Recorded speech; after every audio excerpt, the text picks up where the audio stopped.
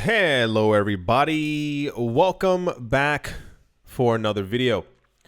Hope you're all doing good. No, I'm joking. Hope you're all doing well and that you're all having a great day. And without any further ado, let's jump right into it. Just woke up, that whole thing, so give me some time to get the engine up and revving. Jack Dorsey is in the news today quite heavily. This is probably one of the most popular news stories that's out there. Jack Dorsey, I'm sure you remember, is one of the founders of Twitter. He moved over to multiple other companies, and he announced, this is in 2018, 2019, that his goal in life is to literally bring Bitcoin to the masses, to let everyone understand how big, amazing, awesome, and wonderful Bitcoin is. It sounds like I'm exaggerating. No, listen to some of the stuff he says. Jack Dorsey believes that Bitcoin is going to be that is THE only, currency of the future. We will only be using Bitcoin. We will only be using Satoshis to send money around.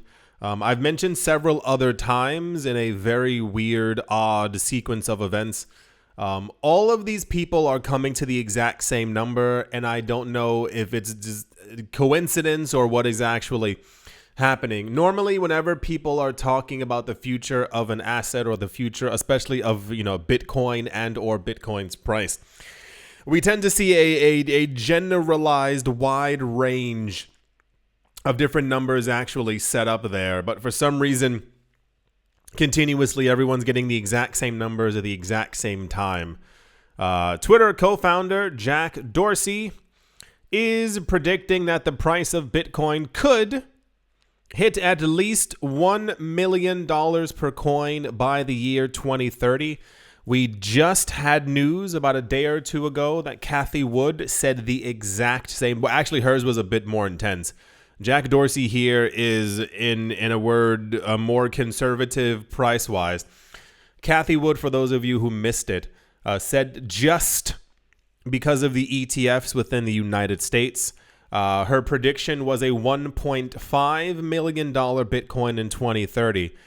But she said because of just the ETFs within the US, not those in Hong Kong, not those in Singapore, Australia, Canada, and everywhere else that they currently are or will be, she has upped her number to $3.8 million per coin, keeping in mind the significance of a $700,000 Bitcoin means that Bitcoin has completely overtaken the valuation of gold, like gold, in its entirety. And Bitcoin has become the largest asset on the entire planet. That's at $700,000. After $1 million to 1.5 million, the idea is that people have all but begun to stop using the US dollar and or other forms of fiat currencies, basically realizing that they should have gotten into the market earlier. So people began to push as much money into Bitcoin as possible. Bitcoin is then literally everywhere. We can buy everything and anything with it at any given time. You can pay for it everywhere.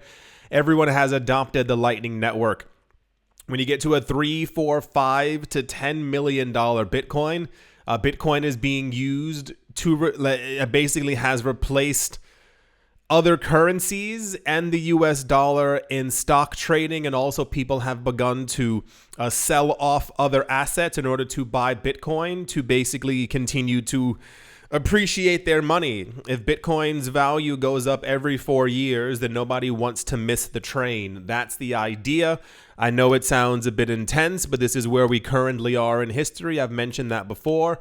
These were the rumors that were popping up when I first got into the market. That's why I told you before during this halving, I was like, the word's not anxiety, but it's kind of like if you hear about something for years and years and you finally get there, you're kind of looking around like, where is it going to come from? Like that kind of thing.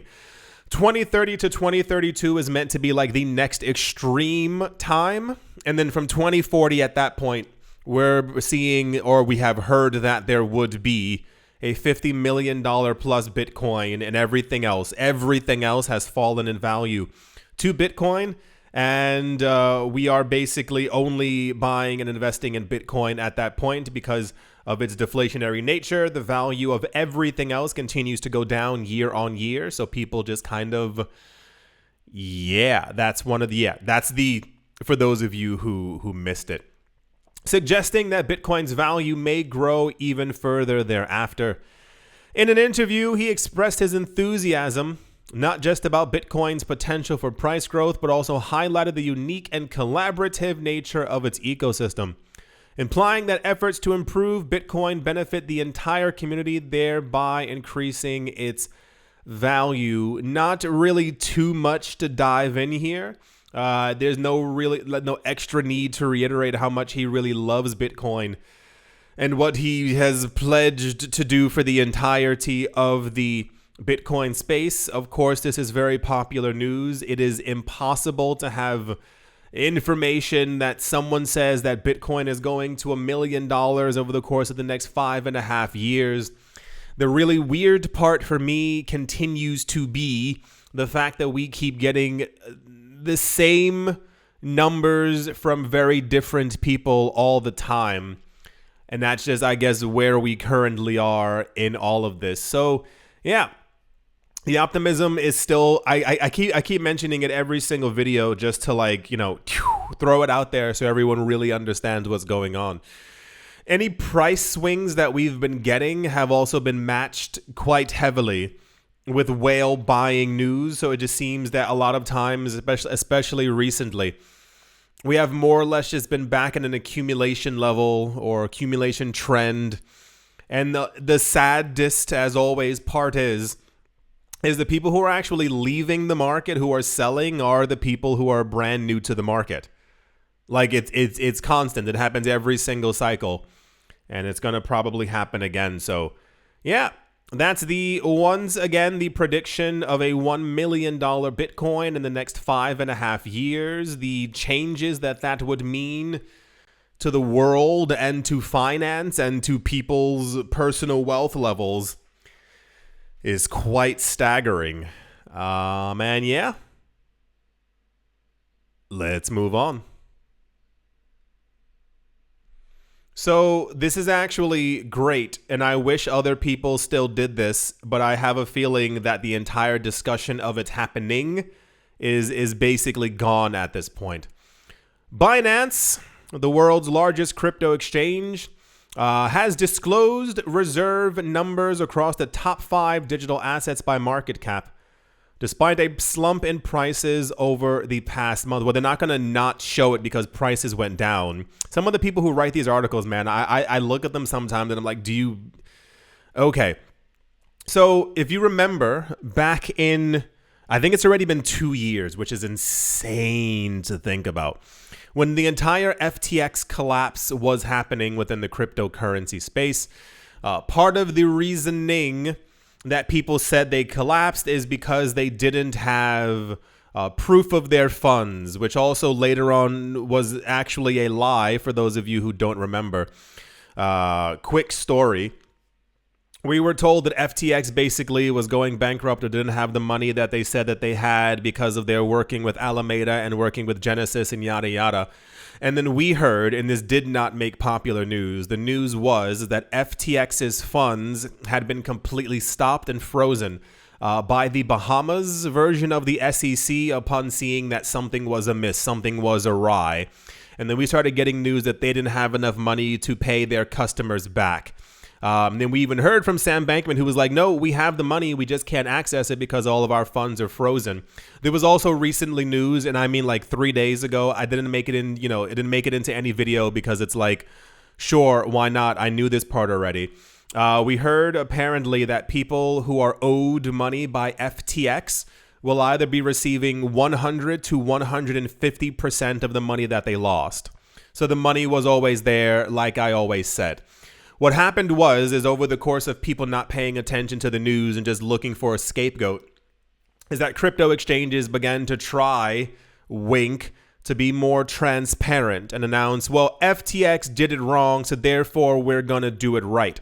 And it was every crypto exchange. If you weren't here, and if you were here, it was every crypto exchange who said, okay, every month and or every quarter, we are going to show you all the coins that we have to show you that we can back it up. A lot of people, and this is more of a Bitcoin maximalist kind of behavior and or mindset, is that if you don't own your keys, your private keys, then you don't own your coins. If you relinquish your coins to a crypto exchange, well, therefore, air quotes, you don't own your crypto. And a lot of people before in the past have actually tried to initiate like bank runs, but crypto exchange runs on crypto exchanges to make sure that the exchanges actually have their coins. Right. We live in it's a very weird market. So what these exchanges, all of them, decided to do was basically announce that they were going to start showing proof of reserves. If they have 300,000 coins on their exchange, they're going to show you that they have 300,000 coins just to make sure that everyone understands. If you need to take your money off, you can take your money off. It sounds wonderful, right? This is how it should have always been. The idea is that crypto is meant to be more transparent, as we can see everything on the chain. And I was like, cool. I hope this remains for a long time. But then eventually we heard from 7 exchanges, and then that went down to 5, and then that went down to 3, and it stayed at 3 for a while, and now it's only 1.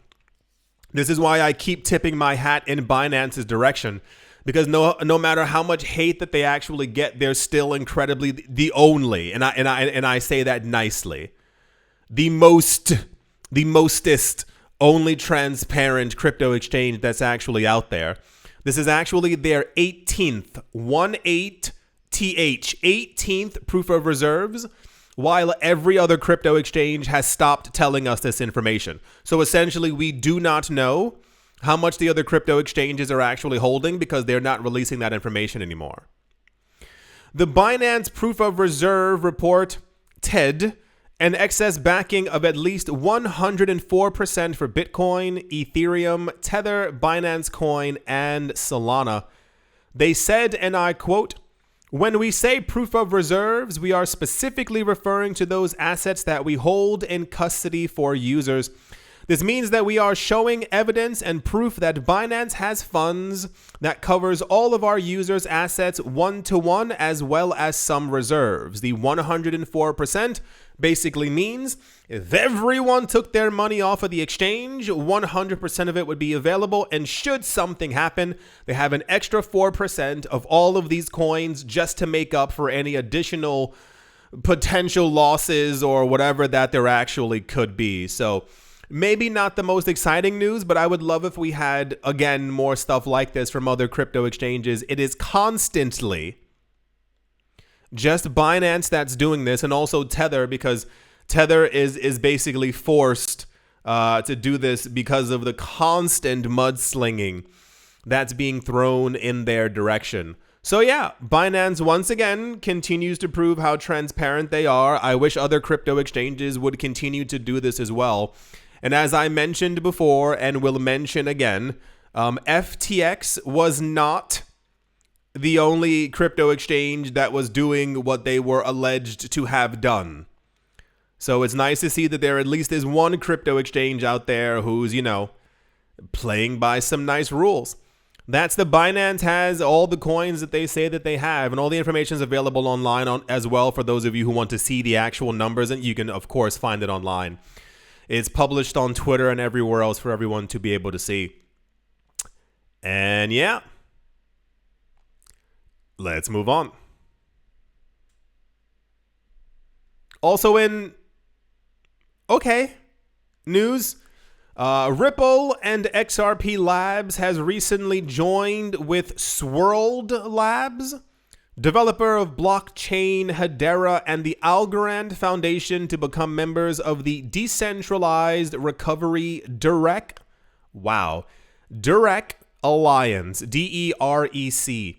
So one of the problems that we do not hear as much about as before is lost coins. However, this is rearing its head back into the news because of the amount of rich people who are in the market. The idea is that and I say this way, if normal people lose their coins, who the heck cares? But if rich people lose $1.7 billion worth of a coin, there's probably going to be some trouble. So when we talk about the amount of Bitcoin that is expected to be lost and gone forever, the estimates put it anywhere from around 2 million to 6 million coins. It's a staggering amount of Bitcoin in either direction. The idea is that years ago, when Bitcoin was brand new and people weren't really paying attention to its price, if you had somehow gotten 10,000 Bitcoin for $3, you would have forgotten about it. It's only $3. You hear about it on the news. Oh my gosh, I have millions of dollars worth of money on my computer. You can't access it. You don't have this, you don't have that. These are the coins that are kind of lost and gone forever. This has relatively ended because anyone getting into crypto, especially now, is paying attention to their crypto. You don't have, 400K in your bank account and then go, I guess I'll just forget about it. You're going to be paying attention to how much money is actually in your bank account. So therefore, the amount of lost coins is low and or near non-existent at this point.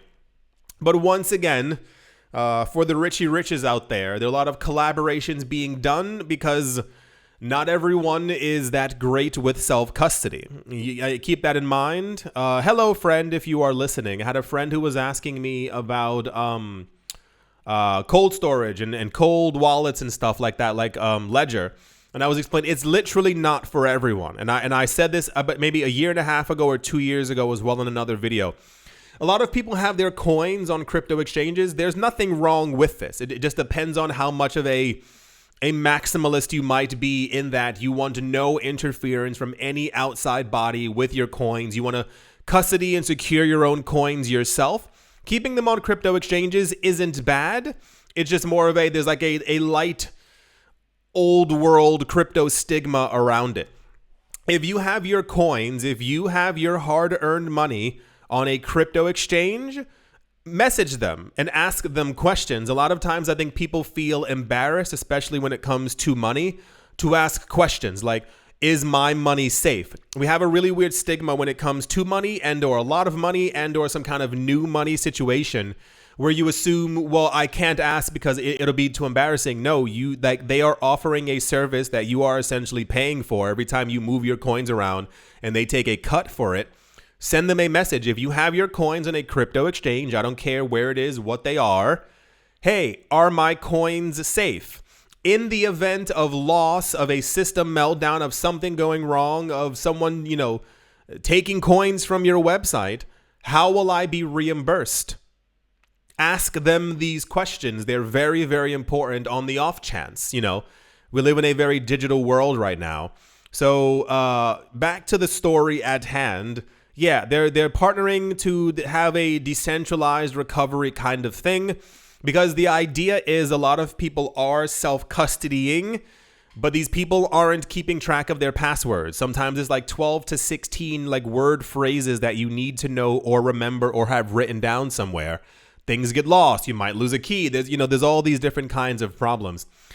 So DREC Alliance, crazy name, which includes members such as there's a lot of names. I'm not reading all these things. It's no, that's way too many things. The Alliance aims to accelerate the recovery of lost digital assets by providing an open source process. The Algorand Foundation and Swirled Labs first partnered to form the Decentralized Recovery Alliance in January of this year. Founding members provide feedback on Alliance policies and governance structure and receive a 2-year seat on the Technical Oversight Committee. Cool. The people from XRP said, as we move towards mass individual adoption, it is increasingly clear that advanced yet user-friendly solutions for key recovery are required. DREC Alliance is committed to improving interoperability and improving security. They haven't said how. We can cut them some slack. If this just happened in January, they're not saying exactly what they're going to do. If there's a website you can go to, if there's something that like a thing you have to pay for, nothing is actually, no kind of information is there. But This was, and I believe, popular because I'm not joking. The algorithm probably saw the word Ripple and partnership and was like, okay, I saw this news in a couple of different places, but it's not the most tantalizing thing that we've ever had within our news. So yeah, that's the Ripple, and XRP Labs is working with Hedera and the Algorand Foundation to help people recover their crypto should it be lost. They haven't said how, but I hope they figure out a way. And yeah, let's move on. Okie dokie. So this is what I'm going to call corruption news. And it's not surprising, but it is quite fatiguing. I mean, if you can think of something that makes you really exhausted, this is probably exactly what you're going to think of. Tether came out of nowhere in 2017. This is like the fourth time I'm saying it this month. Tether came out of nowhere in 2017 and basically provided a way to digitally mimic the US dollar without actually having to go through the US government. And at first, people treated it like it was a bit of a joke. No one was really using it. But by 2018, 2019, Tether had become a powerhouse in the digital financial world by basically having successfully mimicked a way to create the US dollar. We've seen a lot of stablecoins come and go. I told you before, we don't need 1,000 of them. The problem is that Tether made it, and Tether is very popular, and Tether is being used. And when I say corruption news, you'll see exactly why. And I have, like, you know, visual proof as well. The problem is that we keep getting news and information from different sources, different websites, different companies, different banks, that something is wrong with Tether. Something is amiss with Tether. Tether's doing this. Why isn't Tether doing that? Like, these all kind of things. And it can always be traced back to these companies are trying to do the exact same thing. The first time we began to hear about this, if I remember correctly, was from the Wall Street Journal, who, I mean, weekly was writing articles about how Tether was fake, Tether's lying, Tether doesn't have the money to back them up. That's why I said before, when it comes to Binance's proof of reserves, Tether literally has to do the same thing, I think, every 24 hours. It's somewhere online. They constantly have to do this because people are always lying that they don't have this or something's wrong or whatever. So joining the line of corruption is a large bank, and you'll see exactly why they're trying to do this. In its latest response, Tether, the world's largest stablecoin, has vehemently criticized Deutsche Bank's statement, which questioned the sustainability of stablecoins and Tether's solvency. Understand how much money is actually at stake here. For those of you who missed the last couple of videos, because like I said, Tether keeps popping back up in the news because it's big money time. We're talking about being on the cusp of the bull run, of the bull market, of cryptocurrency prices completely skyrocketing. We heard a couple of days ago that just in the month of April alone, 12 months in a year, just 1 month in April, stablecoins did $2.2 trillion worth of transactions. That's an enormous amount of money. So there's a lot of money for banks to also make as well. The issue is that they want to make their own stablecoins. But every time that they start an effort, that they put something together to try and do it, no one wants it. So what's a clever plan of action? You start making articles, you start making reports that say, well, Tether's doing something wrong. What's wrong with Tether? Is Tether okay? We heard news about Tether. And it continues over and over and over. And I'm glad for the most part that people within crypto have more or less ignored it. But outside, a lot of people who are looking to get into the market, they're terrified because they don't understand that all these things are actually lies. Understand that there are and were multiple stablecoins that were kind of all together in the race at the exact same time. But there's a reason why Tether made it. And I told you before, it is nearly impossible to imagine that every crypto exchange on the planet would be listing Tether without having also looked into their reserves themselves? Do you think every crypto exchange went Teth?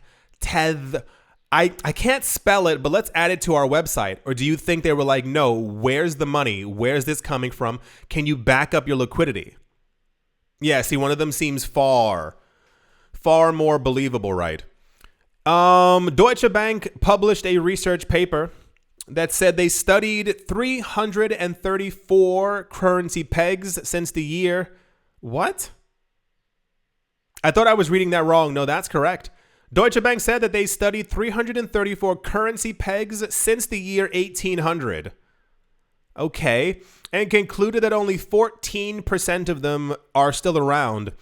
Applying the research to stablecoins, the bank's analysts noted that the asset class is prone to turbulence and depegging events, which is also a complete lie as well. For those of you who were not here in 2022, I'm certain this was all planned. I can't prove it, but gosh darn it, if you were here, you must remember. When the entire FTX fiasco began to take place, for those of you who don't remember, it was mainly because Binance came forward and said that there was something wrong with FTX, which I still think is a little bit shady, because they said that they were doing something that every other crypto exchange was also already doing. Cool, got it. The other point basically is that all these other companies, for those of you who do not know, FTX was kind of poised. You can find old articles. FTX was gaining in popularity so fast that they were actually poised to be larger than Coinbase. And then the next step after that, they were going to be larger than Binance. There's a lot of money swirling around these companies that normal people don't pay attention to. You think the only thing that rich people are looking at is Bitcoin's price. No. It's far more than that. It's the amount of money that is also to be made and that you benefit from other companies being able to collapse. Remember the news that we had that there were a lot of, this was before FTX collapsed, there were a lot of news about acquisitions, and a lot of cryptocurrency companies were going to be acquired for $150 million and $80 million. After FTX and Alameda and Genesis collapsed, these acquisitions, the numbers fell from having to pay $150 million to $8 million. Went down from $55 million for the acquisition to $500,000 for the acquisition as well. And the same exact thing happened for a number of other cryptocurrency companies within the space who were also developing and trying to use stable coins as well. There's a reason why we're getting all of this news. It's because it's all connected, because these companies have realized and finally understood exactly where the space is going. But one of the easiest ways to basically divert attention is to make people scared and to make them angry and to make them think that something that they're using must inherently be wrong because they don't have control over it. Understand what it means for one company to have created a digitized version of the US dollar. And I think it's around two companies. It's basically Circle and Tether that did the $2.2 trillion worth of movements just in April alone. Does it seem far more likely that there's an issue with Tether and Circle? And I even say more so Tether here because we've already seen that Circle and Coinbase are in the pockets of these larger companies. I mean, just completely logically, we've seen them all working with BlackRock and these other companies as well. Or does it make a lot more sense that Deutsche Bank is trying to make their own stablecoin? Because what happens when you as a bank can then go, well, we have our own stablecoin now and it's regulated and it's going through us. Now the market's clean. Does anyone remember that? When the entire FTX thing collapsed and the people from multiple different companies and JP Morgan Chase all went on TV and used the literal same words. Now the crypto market is clean. So, quite popular news. Everyone's talking about it, Deutsche Bank sounds the alarm. I wish people were smarter. And I don't mean that in a mean way. I actually mean, I wish people had a little bit more critical thinking when it came to every single one of these things that happens, because what ends up happening is 99% of the time, people are just reading the actual title of the article and they go, oh my gosh, something's wrong. People will screenshot the title of an article without reading it and send it to their friends and cause panic. And this is how we also get prices to drop quite often as well. It's very, very common within the cryptocurrency space and also just within the world, because that's what people do. People don't read and there's no extra form of critical thinking inside of it. You simply take the words of these people who have destroyed the world and destroyed the world of finance, and you go, well, yeah, they must be telling the truth. For those of you who also missed it, we also had news a couple of days ago from Visa, who also released the study that said that 90% of transactions from stablecoins aren't real. And that also, like wildfire, went through the cryptocurrency space because it was also like very clickbaity lies as well. The actual study was, for those of you who saw the video and also who read the actual information, of the $2.2 trillion that did not go through Visa, the $2.2 trillion in transactions that did not go through Deutsche Bank, the $2.2 trillion worth of transactions from these two stablecoin issuers, they found out that 200 billion of them were from people around the world. We now know that there are a lot of people around the world who are using stablecoins as like a means to live, because their countries' currencies are inflating so much that they've turned to stable coins as a way to have a stable currency. The other $2 trillion were actually used by people who were using who are high frequency trading. So if you've ever been in the stock market or have traded anything else, people use bots to do high frequency trading because the bots actually read articles and they determine where you should actually put your money or take your money out of trading. It's not something new. We've had it since around the year 2002. It's just that most people are not high frequency traders. They're not trading with large amounts of money. So therefore, the average person would not know that people are trading with bots and AI and a multitude of other things. You need a lot of money to be able to do it and to have the actual data for your bot to be able to read it. That's where the other 90% of transactions were from. So the stable coins were being used, and that's why Visa made the actual thing to say, well, 90% of transactions aren't real. So I guess we have to step in to, make a real coin that people are going to actually use. Such disgusting levels of corruption. Like, it actually bothers me to no end because it constantly muddies the truth of what's actually going on within the space. This is no different. This is no different than these people standing on stage and saying, blockchain, not Bitcoin. Bitcoin's terrible and awful. I would never use Bitcoin. And then we see in the news that they're slowly getting into the space and have been accumulating Bitcoin for a while and are buying up the ETFs. It's just another form of lying. That's why I don't trust any corporate or venture capital coins, because the point of these coins is literally just to take away focus from Bitcoin. Do you think these companies have never tried to make their own version of Bitcoin? You think that they've all just jumped on board and they went, well, this is fine. Solana is a venture capital coin. It was made by venture capital money. And this is why you see so much good press about it, because these people who own the actual news companies release this news to talk about how amazing and wonderful this coin is and how many partnerships that they have. I don't care what you think. I don't care how much Solana you actually have. I'm telling you that you're constantly being lied to all the time within this space. And people fall for it so quick. And it's the same exact thing years ago when the entire BitConnect thing was happening. I remember making a video on BitConnect and being like, this is clearly fake. No, that other YouTuber made 5 Bitcoin in one day. You're just not making any money, TMI. And it's like, you can't tell when people are lying to you. It's the weirdest thing in the entire world. And even crazier is that when you do daily news in any space, the news is always at the front of my mind. For those of you not looking at the screen, this is an article from the 26th of October, 2023. It says, Deutsche Bank is trialing a swift alternative for stablecoins. What? That's freaking crazy. How did that happen? Oh, wait. They've been trying to make their own stablecoin for a while. But the problem is that so has every other bank. Have you forgotten about JP Morgan coin? We were talking about that a week ago. The problem is that no one wants to use these coins, and all of these banks are trying to make their own stable coins. They're all so greedy that they literally can't come together to even try to topple the cryptocurrency space.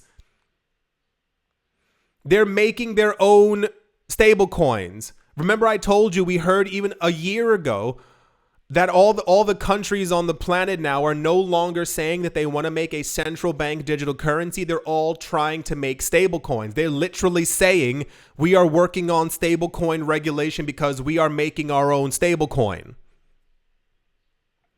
See how much more sense it makes now? That of course Deutsche Bank says that there's a problem with Tether. Of course Visa releases. Why would the Wall Street Journal need to constantly talk about how terrible and awful and evil this is?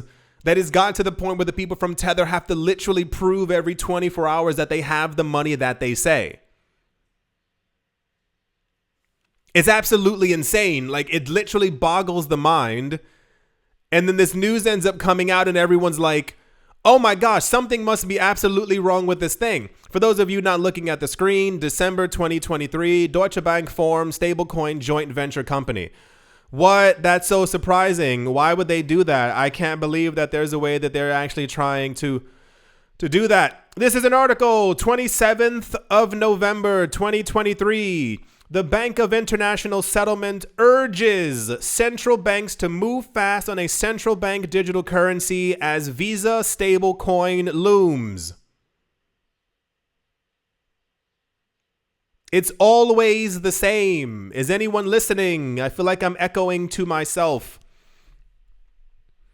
It's so sad and it's so frustrating.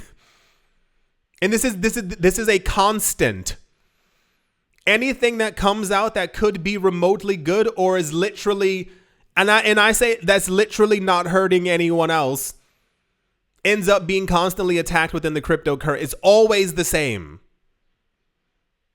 Remember when I told you years ago that you were also being lied to about XRP? It was coming out of nowhere. All these people talking about how bad XRP is, and now it sticks. It's still something in the minds of people from the propaganda that other people released from years ago. And all you need is for another corrupt company, for the SEC to come forward and go, yeah, something must be wrong with this. You know that money's at play. You know money's behind the scenes somewhere. It's always about money and trying to gain control of our market. Didn't it seem weird that every other regulator in the world has regulated crypto except for the US SEC?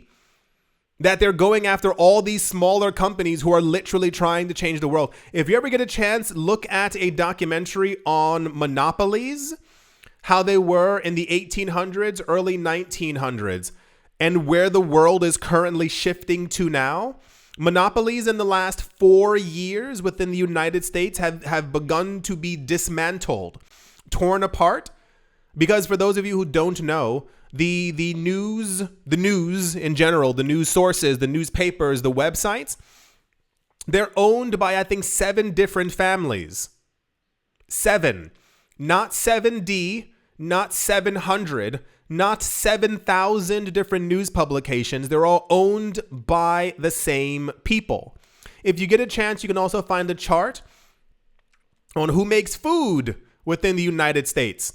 You would assume for those of you who've never been to an American supermarket, they're gigantimous. I mean like almost like breathtakingly, monstrously large compared to other places around the world. You walk down the frozen food aisle and you see hundreds of different colors, hundreds of boxes, hundreds of brands. You know, they're all owned by like 7 different companies as well. Especially chicken, I think it's owned by only 2.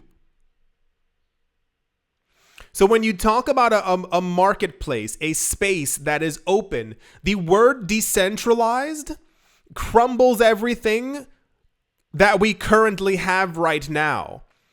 When you hear me like screaming and like ranting in earnest, and I'm talking about, we have a system, Bitcoin, that can be used by billions of people around the world. You know, there's a reason why. You understand, and I hope your brain is working. There's a reason why 4 billion people are not attached to the current financial system. It's done by design. So when you open that up to everyone and you say that everyone can have a chance at this, of course the larger players, because it doesn't benefit them directly, will do everything that they can to try and take it down. And when they realize that they can't, and they continue lying to you for years because they're trying to make their own coins, they buy into it. And then they go, yeah, now we love Bitcoin. What you heard 10 years ago, I'm changing my whole mindset. And they continue making these other coins and they throw them. There are multiple VC venture capital coins on the market. There are multiple. And they're all garbage. All of them. But the advertising for them is spot on. So they get you to believe quite quickly. You wouldn't believe the amount of people who find out that I'm in crypto and they ask me what coins should they get into. And I give them my opinion and they all go. And this is a mimic of 2018, 2019. The current thing is, well, what about Solana? I heard Solana is really good. And I go, where did you hear about that? Online? Tell me about Solana. When I tell them that it shut down, the database shut down 13 times in 11 months. I didn't hear about that. Yeah, of course you didn't, because you're getting your news from a very specific place. That's very similar to, say the name of the coin, starts with a T. Tron, yeah, a number of years ago. Also, same exact thing. So, the news, the very popular news, the incredibly you can't believe it news is that another company, another bank has come forward to talk. Something must be wrong with this tether. How weird that it appears that Visa and MasterCard are trying to make their own stable coins. Remember the news that we got a couple of months ago? For those of you who missed it, Visa is not only trying to make their own stable coins, they're trying to get you to send them your crypto to make payments. This was all in the video. Visa said that they're trying to make a system where if you want to send Ether or Bitcoin to your friend in Tokyo or in Australia, you simply send it to Visa, they send it to a so-and-so, it goes through a clearinghouse, and then it finally gets sent to your friend. Can anyone tell me the gigantic problem with that? It's because you can just already use a blockchain. You don't need Visa and MasterCard to send your money that you are capable. We live in the future. We have access to all these things now. But everyone keeps forgetting and everyone just focuses on the prices of the coins, not realizing that all these companies are quickly taking over.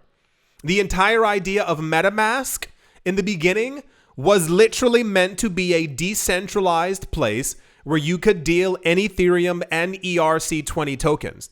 Remember, we had news that Visa was integrating with MetaMask, and I was like, they're there for your data. They want nothing else except to have their name stamped on everything for some form of legitimacy so that they can slowly take over the space. Do you understand what it means for these companies who process trillions of dollars worth of payments around the world in the monopoly that they have? There's a reason why you only hear the words Visa and MasterCard and there aren't 18 other cards. Hasn't that ever seemed weird to you? Now imagine we don't need them anymore. Imagine the idea of having to use these payment providers and we can just use stable coins on chain. What happens to the larger companies? Of course, they go, we have to knock out the other players. We need to make sure that people stop using Tether. See how everything lines up constantly together. This is also, I mentioned this about a day or two ago. I told you I was going to find the article again. This is an article from October 22nd, 2019, when we found out from the former head of the CFTC, the Commodities Futures Trading Commission, the mirrored version, if you will, of the SEC, exactly why we got Bitcoin futures. Remember Bitcoin futures from back in 2017? The entire idea of Bitcoin futures, they were only allowed through to pop the market. This guy said it on stage. He literally said the words on stage. We saw a bubble building and we thought the best way to address it was to allow the market to interact with it. He said that they knew people who had enough money who were only going to short Bitcoin. Remember over the course of 2018, the news that we kept on getting, for those of you who were not here, the news that we kept on getting back in 2018, every single every Friday was that Bitcoin futures options were expiring. And they were always showing that Bitcoin had to have a lower price. So if Bitcoin's price was at 10,000 and moving up that day, at the end of the day, if the futures showed a price of 8,700, guess where Bitcoin's price went to by the end of the day? 8,700. It was a hyper form of manipulation that was done on purpose because countries around the world saw that people were stopping to use their currencies, what they currently see right now. People are opting out of paper currencies to literally save the money that they have in some sort of way. If your inflation rate is 48% that they tell you on the news, if your inflation rate is 5% in America, but you see that everything is 2, 3, 4, 5 times higher in the last 2 years, but you also see that Bitcoin has tripled in price in the last couple of years, you put your money into Bitcoin. Countries around the world who have an inflation rates of 50, 60% and interest rates. There are places on this planet that have an interest rate of 60% right now. The people in those countries are using Tether. They're using Tether instead of the local currencies. Tell me who gains more from the actual destruction of Tether. It's the people who are constantly trying to keep the status quo. You make sure that you release these things, you release these studies and these things with these banks, JP Morgan Chase, Deutsche Bank, Visa and MasterCard, Wall Street Journal. Why are they all focused on two things? Why is Bitcoin so evil? Because everyone around the world can use it. Why is the idea of monetary movement and freedom something that's terrible? Remember when we had news, this was maybe about a month ago, there was a news article talking about how Bitcoin is actually terrible because it incentivizes deflation. Do you know who deflation is bad for? Deflation is bad for the GDP of a government because inflation is supposed to happen every year. It's supposed to make things more expensive. More money is to be printed to show that the government has gotten richer. With deflation, that number decreases and it shows that a government is not as rich as they were the year before. But do you know who it benefits? Deflation benefits the consumer, you, because it incentivizes you to save. You know that car that you wanted to buy that's $15,000 this year will probably be $14,200 next year because of deflation. Your rent goes down. Housing prices go down compared to the price of Bitcoin. Who does that benefit? It benefits you. What's the problem then with Bitcoin? Well, every country continuously wants inflation to go up. They need those numbers to show other country, well, our GDP went up by 3%. How much did yours go up? Look how much richer we are compared to you, to the other 4 billion countries, the other 4 billion people who are not allowed to be in the current financial system. What changes when you allow 8 billion people to move money around at their own will? What happens to the people who print money? He who prints the money has the power. It's tightly interwoven. Tightly interwoven. The idea that one person would choose to use a stablecoin issued by a company that mimics the US dollar without using the US dollar is a problem for the people who print the US dollar. We've gotten news a number of times that there are people around the world who are choosing to literally use Tether to transact between themselves and other people around the world. They're choosing to send a stable coin to another country, to their family, as opposed to having to go to Western Union or to MoneyGram.